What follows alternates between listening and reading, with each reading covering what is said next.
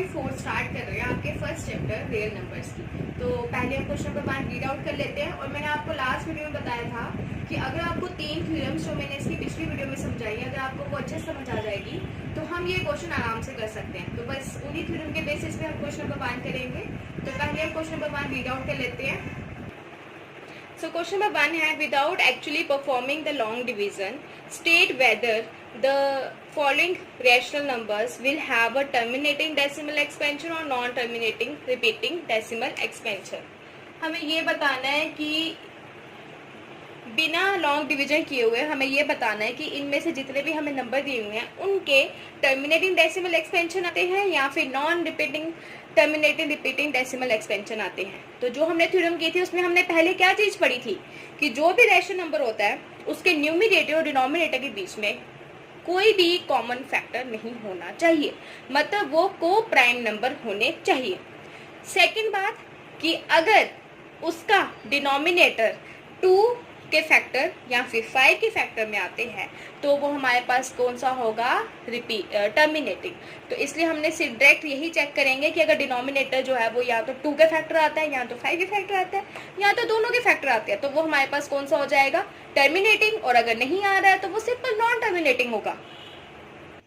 तो चलिए first part start करते हैं। फर्स्ट पार्ट है 13/3125। पहले तो ये तो हमें पता है कि ये को प्राइम है क्योंकि 13 के टेबल में 3125 नहीं आता है।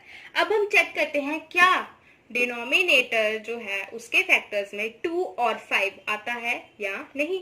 तो फैक्टर चेक करने के लिए हम क्या निकालेंगे, एलसीएम। तो यह हो जाएगा 5 6 ज़ा 30, 5 2 ज़ा 10 एंड 5 5 ज़ा 25। अगेन 5 से जाएगा, 5 1 ज़ा 5, 5 2 ज़ा 10, 5 ज़ा 25, फिर 5 2 ज़ा 10, 5 25 और ये जाएगा 5 5 ज़ा 25 एंड 5 1 ज़ा 5। तो इसके फैक्टर्स क्या आएंगे,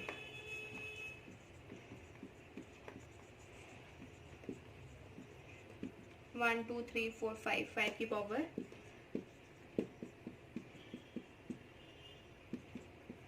मतलब इसके फैक्टर है 5 की पावर 5। तो we can write 13/3125 is equal to 13/5 की power 5।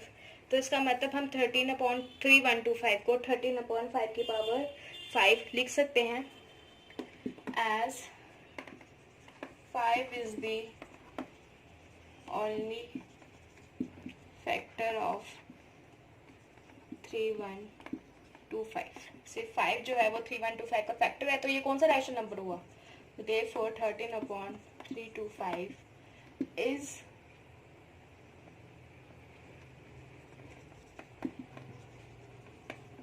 a rational and terminating as, लिखो यहाँ पर, डेसिमल एक्सपेंशन। तो मतलब जो 13/3125 है वो रैशनल नंबर है और टर्मिनेटिंग डेसिमल एक्सपेंशन होगा। यहाँ पर इज लगाओ और यहाँ पर लगाओ हैज, क्योंकि अभी ये रैशनल नंबर है लेकिन जब हम इसको डिवाइड करेंगे तो हमारे पास जो डेसिमल एक्सपेंशन आएगा वो टर्मिनेटिंग होगा। तो चलो करते हैं इसका second part. So second part है 17/8। सेम वैसे हम 8 के फैक्टर्स देखेंगे। तो हमें पता है 8 का क्या होता है, 2 × 2 × 2। ये तो सिंपल हमें पता है कि 2 2 ज़ा 4, 4 2 ज़ा 8, तो क्या हुआ 2 की पावर 3। तो मतलब हम 17/8 को लिख सकते हैं ना 17/2 की power 3 as 2 is only factor of 8, क्योंकि 2 जो है वो सिर्फ एक फैक्टर है 8 के। अब देखो नीचे क्या आ रहा है, 2 की पावर 3। तो ये हमारे पास कौन सा रैशनल नंबर हुआ, टर्मिनेटिंग डेसिमल एक्सपेंशन। तो therefore 17/8 is rational number and have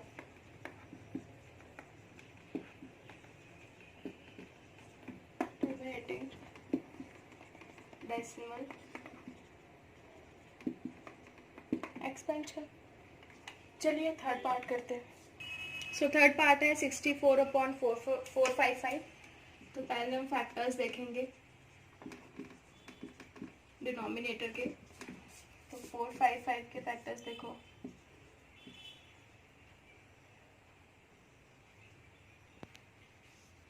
5 9 ज़ा 45, 5 1 ज़ा 5। ये हमारे पास जाएगा फिर 7 से। 7 1 ज़ा 7, 9 में से 7 के 2, 7 3 ज़ा 21। ये आ जाएगा 13 1 ज़ा 13। अब देखो फैक्टर जो है 455 के क्या है, 5 इंटू 7 इंटू 13। तो we can write 64/455 is equal to 64/5 into 7 into 13। लेकिन थ्योरम में हमें यही बताया है कि डिनोमिनेटर जो है उसमें या तो 2 के फैक्टर होने चाहिए या तो 5 के, उनके अलावा कोई भी फैक्टर नहीं होना चाहिए। लेकिन इसमें 5 तो आ रहा है, लेकिन साथ में क्या आ रहा है, 7 और 13। तो इसका मतलब ये कौन सा डेसिमल एक्सपेंशन है, नॉन टर्मिनेटिंग डेसिमल एक्सपेंशन। तो हम क्या लिखेंगे, clearly prime factorization of 455 has factors other than 5, so it is non-terminating decimal expansion.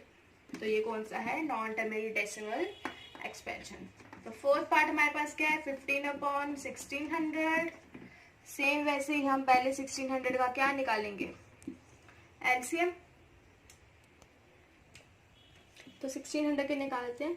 2 8 ज़ा 16, 2 0, 2 4 ज़ा 8, 2 2 ज़ा 4, 2 1 ज़ा 2, ये अगेन 2 से जाएगा। 2 5 ज़ा 10, 0, ये फिर जाएगा। 2 2 ज़ा 4, 2 5 ज़ा 10, अब नहीं जाएगा। अब ये किससे जाएगा, 5 से। 5 5 ज़ा 25 एंड 5 1 ज़ा 5। तो 2 हमारे पास कितने आ रहे हैं, 6, और 5 कितने आ रहे हैं, 2। उसके factors of 1600 is equal to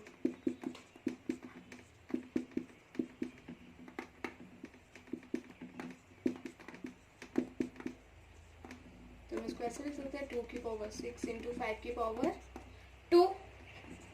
तो क्या आएगा, we can write 15/1600 is equal to 15/2 की पावर 6 इंटू 5 की पावर 2। अब देखो फिर से अगेन 15 के नीचे जो डिनोमिनेटर है उसके फैक्टर्स किसके में आ रहे हैं, 2 में और 5 में। तो मतलब प्राइम फैक्टराइजेशन क्या है, 2 में और 5 में। तो इसका मतलब ये कौन सा हुआ, terminating decimal expansion. Clearly, prime factorization of 1600 has factors of 2 and 5, so it is a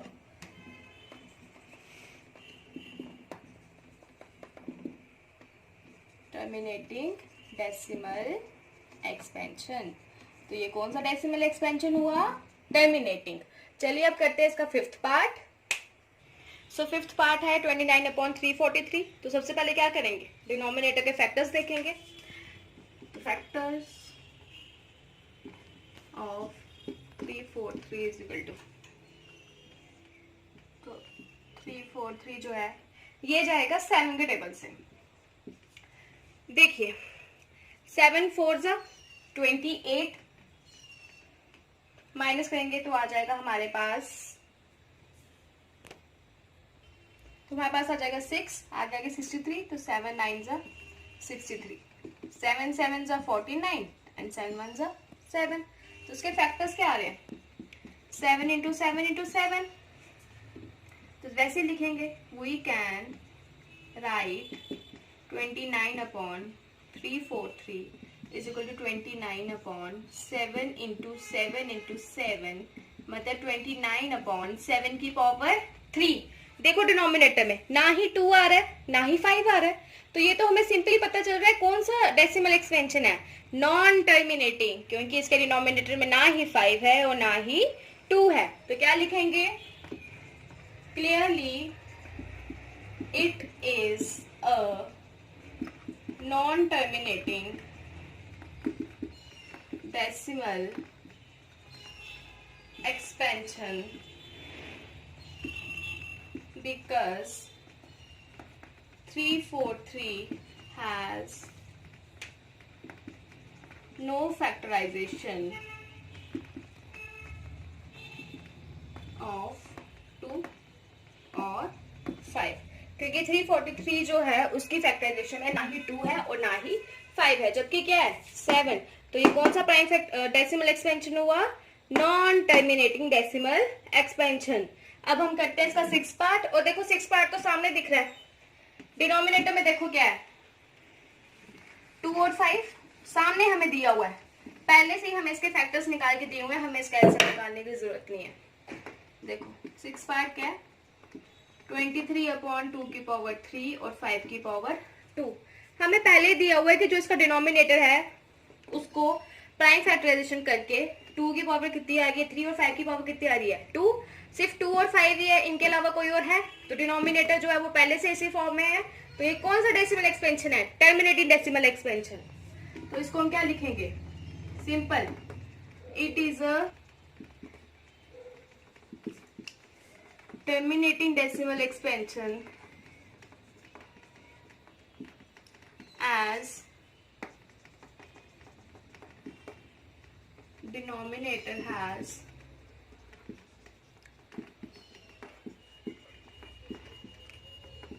prime factorization of 2 and 5। Simple. अब देखो अगला पार्ट जो है ये भी हमें ऐसे दिया हुआ है, लेकिन इसमें क्या ऐड कर दिया है 7, तो क्या ये टर्मिनेटिंग है, नहीं है, क्योंकि टर्मिनेटिंग के लिए हमारे डिनोमिनेटर में या तो सिर्फ 2 के फैक्टर हो या तो 5 के हो या फिर 2 और 5 के हो, लेकिन इसमें एक एक्स्ट्रा फैक्टर आ रहा है किसका 7 का। तो ये कौन सा डेसिमल एक्सपेंशन हुआ, non terminating decimal expansion.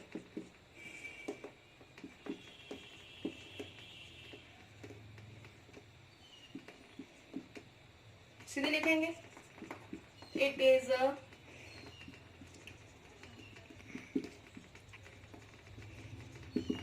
non-terminating decimal expansion as denominator has prime factorization other than 2 and 5। चलिए 7 पार्ट 6/15। अब देखो अभी तक हमने जितने भी पार्ट्स किया हमने ऊपर वाले को नहीं प्राइम फैक्टराइजेशन निकाली, क्यों, क्योंकि उसमें ऊपर और नीचे वाले में कोई भी कॉमन फैक्टर नहीं था। इसमें देखो 6 और 15 दोनों 3 के टेबल में आते है ना, तो हम इसको ऐसे लिख सकते हैं ना, we can write 6/15 is equal to 6 को क्या लिखेंगे 2 इंटू 3, 2 3 जा 6, 15 को क्या लिख सकते हैं 3 इंटू 5, 3 5 जा 15, 3 3 कट गया 2/5, मतलब यहाँ पर 5 की पावर 1 है और ऊपर 2 की पावर 1 है, तो डिनोमिनेटर में यहाँ तो 5 होना चाहिए यहाँ तो 2 होना चाहिए, उनके फैक्टर्स में ये आना चाहिए, तो यहाँ पर नीचे क्या है 5। तो ये कौन सा डेसिमल एक्सपेंशन है, terminating.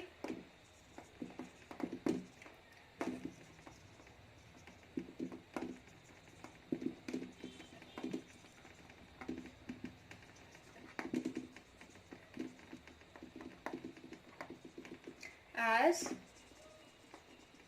denominator has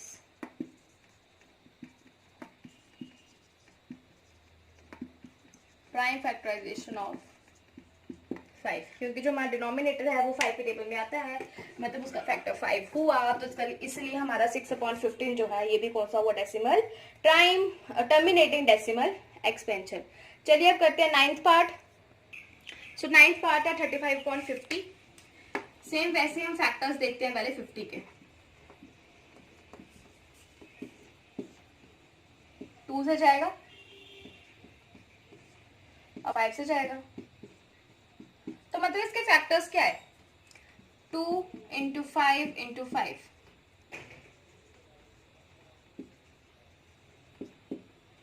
right. 35/50 is equal to 35/2 × 5 की पावर 2। अब आप लोग ये भी सोच सकते हो कि ऊपर 35 है, इसको मैंने 5 × 7 क्यों नहीं लिखा? तो अगर मैं 5 × 7 लिख भी दूं तब भी 5 5 कट जाएगा, तो नीचे एक 5 तो बचेगा और डिनोमिनेटर में 2 और 5 होना चाहिए, तो वो तो है ही हमारे पास। तो अब ये कौन सा डेसिमल एक्सपेंशन है? Terminating.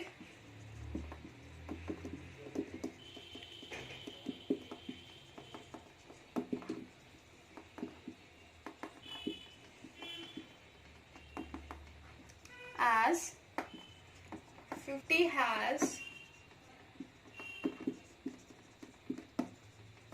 prime factorization of 2 and 5। 50 जो है उसके लिए प्राइम फैक्टराइजेशन जो है वो 2 और 5 दोनों की है। चलिए लास्ट पार्ट 77/210। सेम पहले इसे निकालने के लिए हम क्या करेंगे? इसका एलसीएम निकालेंगे। तो चलिए पहले हम 210 के क्या निकाल देते हैं? फैक्टर्स निकालिए इसका एलसीएम। 210 पीछे 0 है तो मतलब 2 से जाएगा। 2 1 = 2। अब 1 तो आता नहीं है तो इसलिए हम 10 आता है, तो इसलिए एक 0 लगा देंगे, तो 2 5 = 10। अब देखो ये 2 से नहीं जाएगा, लेकिन ये किससे जाएगा? 3 से।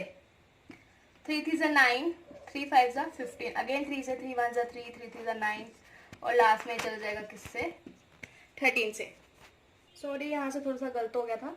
देखिए 3 3 = 9, तो यहाँ पर बनेगा 15, तो यहाँ पर आएगा 5, तो ये 3 से नहीं जाएगा, ये जाएगा 5 7 = 35 और 7 1 = 7। तो देखिए क्या है इसके प्राइम फैक्टराइजेशन? 2 × 3 × 5 × 7, तो we can write 77/210 is equal to 77/2 × 3 × 5 × 7। तो ये कौन सा है? नॉन टर्मिनेटिंग, क्योंकि 2 और 5 तो आ रहा है लेकिन 3 और 7 भी आ रहा है जो कि हमें नहीं चाहिए होते हैं। तो इट इज नॉन टर्मिनेटिंग